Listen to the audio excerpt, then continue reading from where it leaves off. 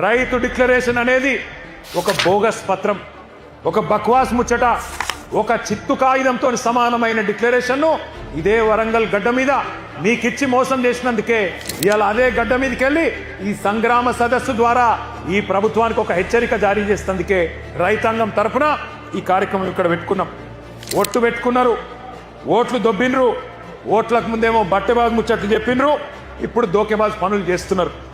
ఇవాళ గల్లీలో ఉన్న కాంగ్రెస్ కార్యకర్త ఎవరైతే ఇంటింటికి తిరిగి ఓట్లు అడిగిండో వాడు మాట్లాడతలేడు.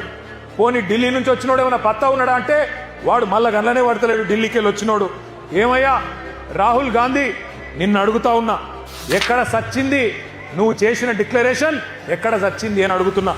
నువ్వు నిలబెట్టిన ముఖ్యమంత్రి ఎక్కడున్నాడు? రైతులు కళ్ళకెళ్ళి రక్తం గారే పరిస్థితున్నది. అందుకే అంటున్నా నేను బాధతోని, ఎక్కడ చచ్చిండు రాహుల్ గాంధీ?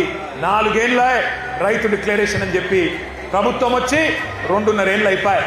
ఎక్కడ ఒక్కటన్నా అమలు చేసినవా అని అడుగుతున్నా.